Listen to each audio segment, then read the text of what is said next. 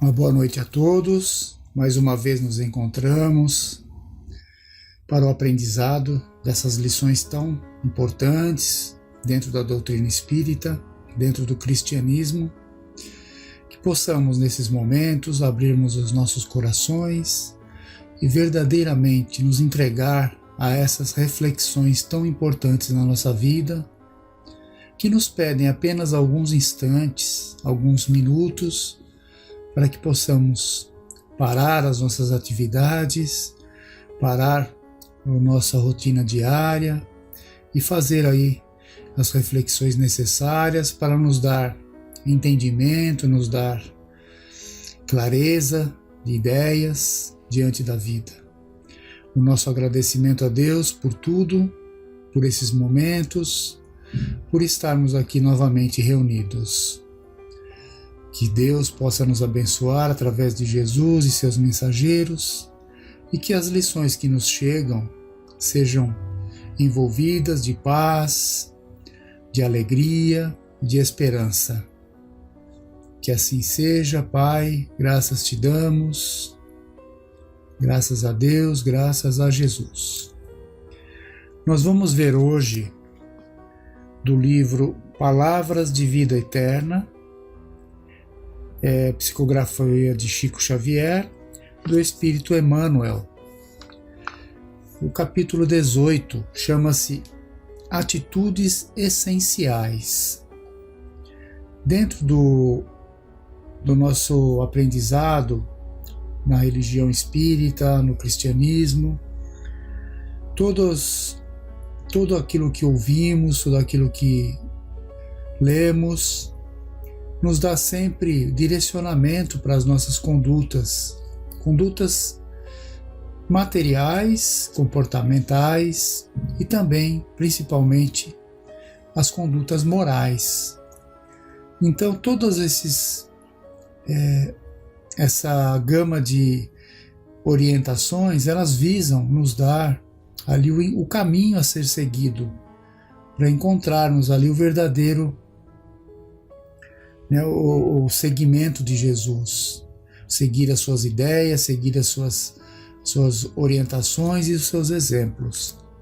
Aqui nesse capítulo, o Emmanuel vai nos dar algumas informações importantes que vão nos ajudar aí a entender um pouco mais. Então vamos ver aqui. Inicialmente, ele cita uma passagem do Evangelho de Lucas que diz assim: qualquer que não tomar a cruz e vier após mim, não pode ser meu discípulo.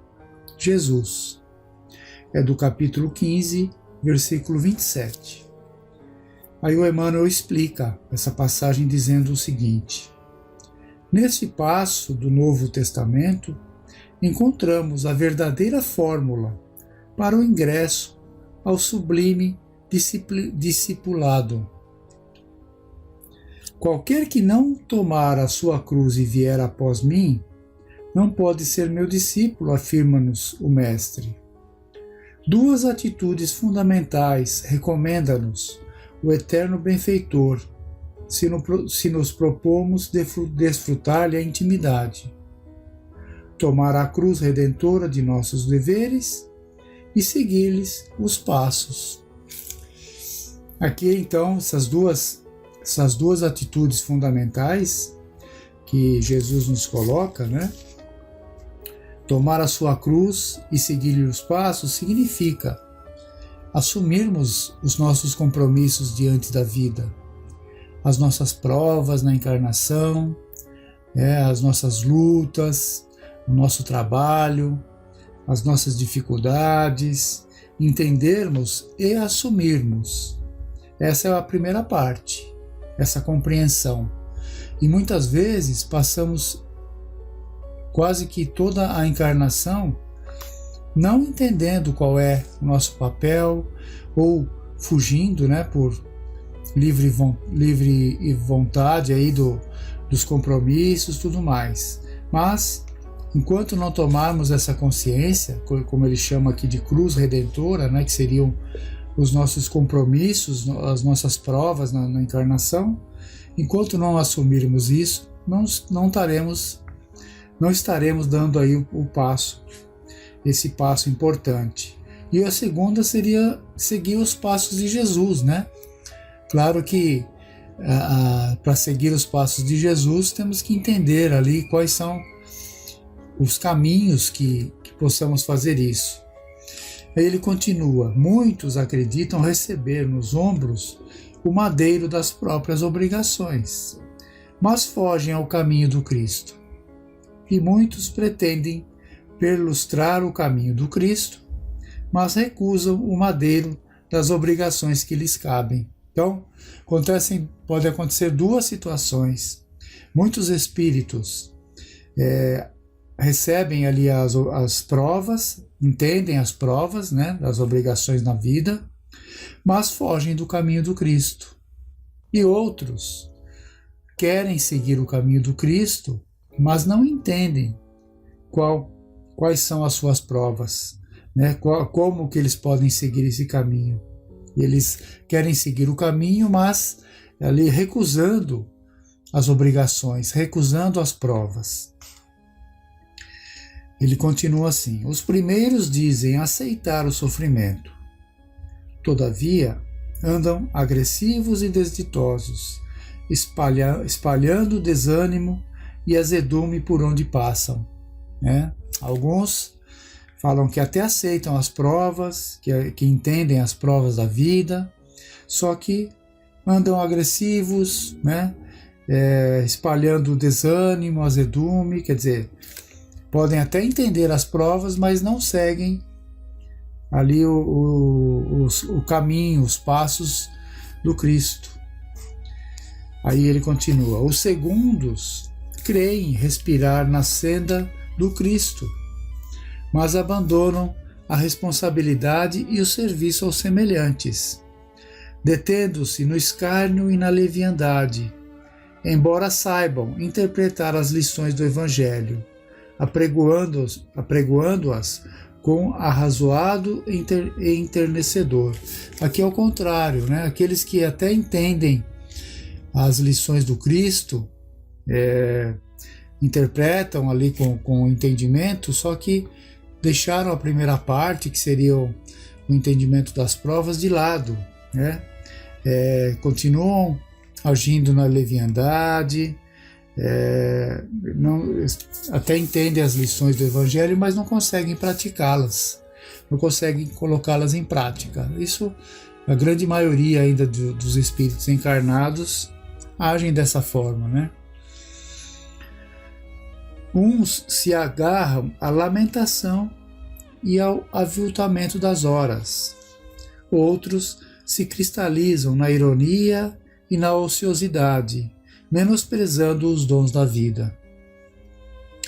Não nos esqueçamos, assim, de que é preciso abraçar a cruz das provas, indispensáveis à nossa redenção e burilamento, com amor e alegria, marchando no espaço e no tempo, com o verdadeiro espírito cristão de trabalho infatigável no bem, se aspiramos a alcançar comunhão com o Divino Mestre.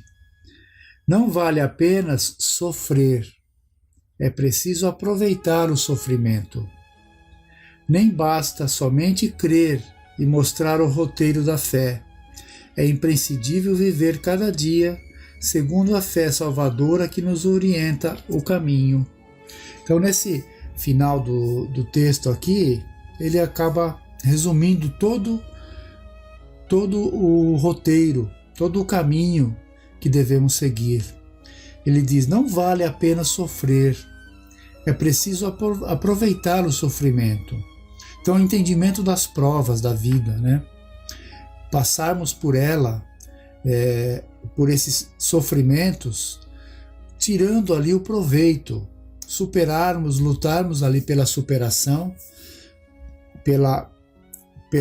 pelo cumprimento da prova, mas tirando as lições para nós daquela atitude, daquele trabalho que muitas vezes nos consome aí a encarnação toda, com muita responsabilidade, com muito trabalho, com muito suor. Então não vale a pena, Não vale apenas sofrer, não vale apenas sofrer. É preciso tirar o aprendizado desse sofrimento. Então, quando cumprirmos uma prova, o que ficar desse entendimento, o que ficar ali de aproveitamento dessa prova, é o que vale. E no final ele fala, nem basta somente crer e mostrar o roteiro da fé. É imprescindível viver cada dia, segundo a fé salvadora que nos orienta o caminho. Então, não basta dizer que acredita, né? Temos que mostrar essa crença no dia a dia, vivendo segundo esta fé, nos suportando, né? Nos agarrando a ela, mas sabendo que é uma fé que nos salva, que nos leva para frente, que nos trará o progresso. Então, essas duas frases finais aqui resumem o capítulo todo dessa lição, né? Muito importante para nós. Então, analisemos isso em nós, se já entendemos as nossas provas, se já conseguimos superá-las com esforço, com dedicação e com a nossa fé, com a crença de que estamos fazendo aquilo que realmente é o correto, aquilo que nos cabe, aquilo que Jesus nos ensina diariamente. É isso que temos que fazer, esses balanços para seguir sempre adiante, né? De uma forma correta, honesta. É um balanço diário, que temos que cada um fazer ali das nossas atitudes, da nossa vida. Tá certo? Ficamos por aqui hoje, que possamos estar em paz, agindo de acordo com aquilo que o Cristo nos ensinou. Fiquem em paz, tenham todos uma boa semana.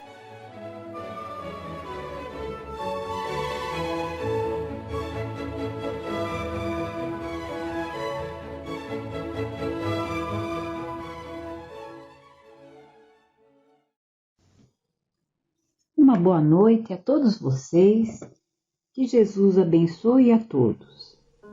Nós vamos nessa noite nos referir a alguns trechos do Evangelho segundo o Espiritismo, no seu capítulo 14, Honra teu pai e a tua mãe. Nós sabemos que Jesus nos deixou essa lição muito importante quando de sua encarnação aqui na Terra, que é a passagem que ele diz: quem é minha mãe e quem são meus irmãos? Ali ficou bem claro que ele diferenciou os laços de família. Os laços do corpo ou da matéria são frágeis e não revelam os verdadeiros laços familiares que possuímos como espíritos. E para ficar bem claro, vamos à leitura do item 8 desse capítulo do Evangelho: parentesco corporal e parentesco espiritual. Os laços de sangue não estabelecem necessariamente os laços espirituais. O corpo procede do corpo, mas o espírito não procede do espírito, porque o espírito, existia antes da formação do corpo. O pai não gera o espírito do filho, fornece-lhe apenas o envoltório corporal, mas deve ajudar o seu desenvolvimento intelectual e moral para o fazer progredir. Os espíritos que se encarnam numa mesma família, sobretudo como parentes próximos, são o mais frequentemente espíritos simpáticos, ligados por relações anteriores que se traduzem pela afeição durante a vida terrena. Mas pode ainda acontecer que esses espíritos sejam completamente estranhos uns aos outros, separados por antipatias igualmente anteriores, que se traduzem também por seu antagonismo na Terra, a fim de lhe servir de prova. Os verdadeiros laços de família não são, portanto, os da consanguinidade, mas os da simpatia e da comunhão de pensamentos, que unem os espíritos antes, durante e após a encarnação. de onde se segue que dois seres nascidos de pais diferentes podem ser mais irmãos pelo espírito do que se o fossem pelo sangue. Podem, pois, atrair-se, procurar-se, tornar-se amigos, enquanto dois irmãos consanguíneos podem repelir-se, como vemos todos os dias. Problema moral que só o Espiritismo podia resolver pela pluralidade das existências. Há, portanto, duas espécies, então, de famílias. As famílias por laços espirituais e as famílias por laços corporais. As primeiras, essas são duradouras, se fortificam pela purificação e se perpetuam no mundo dos espíritos, através das diversas migrações da alma. As segundas são frágeis como a própria matéria, se extinguem com o tempo e quase sempre se dissolvem moralmente desde essa vida atual. Foi o que Jesus quis fazer compreender, dizendo aos discípulos: eis minha mãe e meus irmãos, ou seja, minha família pelos laços espirituais. Pois quem quer que faça a vontade de meu Pai que está nos céus, é meu irmão, minha irmã e minha mãe. E Santo Agostinho vai se referir ainda nesse capítulo sobre a ingratidão dos filhos, o que acontece com algumas famílias. E ele vai começar dizendo assim: a ingratidão é um dos frutos mais imediatos do egoísmo e revolta sempre os corações virtuosos. Mas a dos filhos para com os pais tem um sentido ainda mais odioso. É desse ponto de vista que a vamos encarar mais especialmente para analisar-lhe as causas e os seus efeitos. Nisso, como em tudo, o Espiritismo vem lançar luz sobre um dos problemas do coração humano. E mais para baixo está escrito, quer ver? No final dessa comunicação, Santo Agostinho ainda vai dizer: os espíritos cuja similitude de gostos, identidade de progresso moral e de afeição levam a reunir-se, formam famílias. Esses mesmos espíritos, nas suas migrações terrenas, buscam-se para agrupar-se, como faziam no espaço, dando origem às famílias unidas e homogêneas. E se nas suas peregrinações eles ficam momentaneamente separados, mais tarde eles vão se reencontrar, felizes pelos seus novos progressos.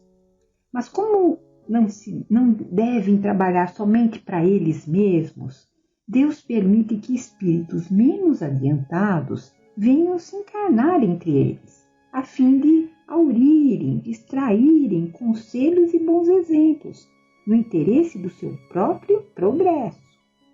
Eles causam, por vezes, perturbações no meio, mas é lá que está a prova, lá que se encontra a tarefa.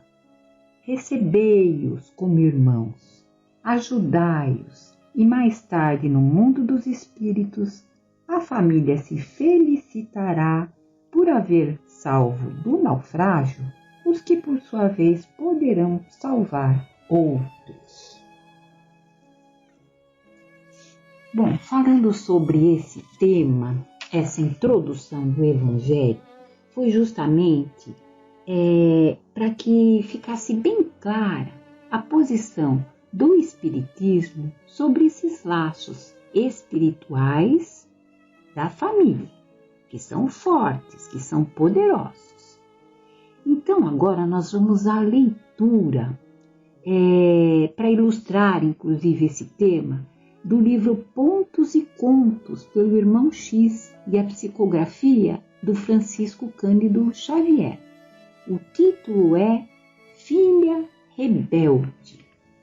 Então vamos à leitura desse conto.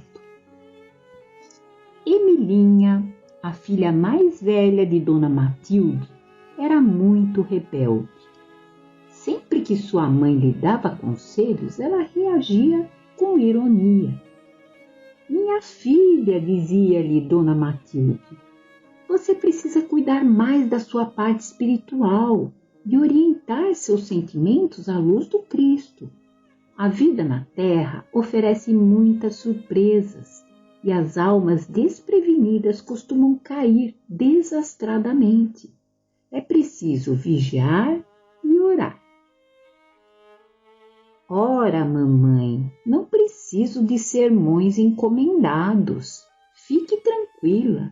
Seus conselhos são muito antiquados.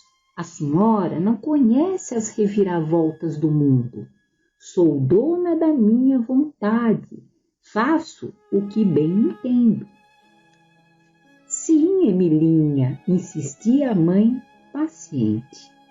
Eu sei que você é senhora de si, mas o cuidado materno me obriga a lhe esclarecer, ainda que você não aceite as minhas opiniões. Quem é mãe sofre muito para cuidar de seus filhos. Por que você gosta de sofrer? Exclamava a filha, fazendo a mãe chorar. Dona Matilde, viúva, com 3 filhas solteiras, já não sabia mais o que fazer. Trabalhava muito para sustentar sua família. Sujeitava-se a empregos mal remunerados, chegando até a comprometer sua saúde pelo excesso de obrigações. As 2 filhas mais novas compreendiam os seus sacrifícios, mas Emilinha tratava-a de maneira muito rude, sem a menor consideração. Diante de estranhos, ela tratava sua mãe tão mal que a nobre senhora se mantinha em silêncio, humilhada. Quando Dona Matilde voltava das reuniões evangélicas, a filha debochava. Não é que a senhora agora se dedica só à teologia? Só fala em religião. Ah, minha filha, respondia a mãe, não sorrias da verdade, para que mais tarde ela não venha a sorrir de ti. Lembra-te de nossos compromissos para com Jesus. A senhora parece um sacerdote. Não concordo com as suas teorias de reencarnação e sobrevivência da alma. Nós não passamos de experiência biológica da natureza. O resto todo é ilusão, fanatismo. Dona Matilde, observando o endurecimento da filha, parou de argumentar e deixou que Emilinha levasse a vida à sua maneira. Porém, o tempo, a dor e a morte são cobradores da realidade. Chegou o dia em que a mãe e as filhas foram reconduzidas à vida espiritual, além do túmulo. Emilinha, porém, agora afastada do grupo familiar, experimentava grandes provações em círculo de sombras. Era frequentemente visitada pela mãe generosa, mas não identificava sua presença, nem lhe ouvia a voz encorajadora, pois trazia em sua mente negras visões e vozes angustiadas. Anos se passaram e chegou o momento de Dona Matilde reencarnar. Ela não queria deixar a filha sem o seu amparo direto e orou para o alto pedindo ajuda. Logo veio a resposta divina. Emilinha conseguiu ver sua mãe pela primeira vez. Emocionadas, elas se abraçaram cheias de alegria. Dona Matilde lhe contou que precisava retornar à terra para continuar com suas tarefas. Emilinha pediu-lhe então para ser novamente sua filha. Se o senhor permitir, terei muita alegria em reconstituir o nosso velho lar. E a filha dizia, em prantos, prometo compreendê-la dessa vez. Pediremos essa bênção, respondeu a mãe, beijando-a carinhosa. Nesse instante, o dirigente espiritual fez-se visível. Cumprimentou Dona Matilde atenciosamente, enquanto Emilinha se punha a seus pés, suplicando. Emissário de Jesus, que conhece os meus padecimentos, ajudai-me, para que eu possa voltar à terra em companhia da minha mãe.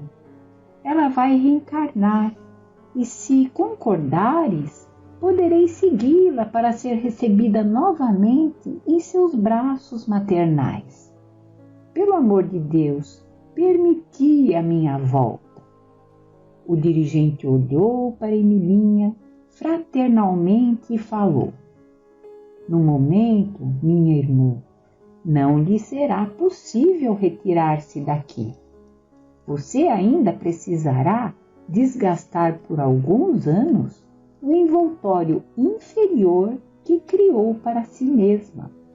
No entanto, mais tarde, você poderá viver ao lado de Matilde, receber-lhe as palavras carinhosas e ouvir-lhe os conselhos cristãos. Emilinha não cabia em si de contente. Elevou as mãos aos céus e exclamou, graças a Deus. O dirigente espiritual, porém, terminou. Porém, você não poderá voltar como filha de Matilde, pois não fez por onde merecer.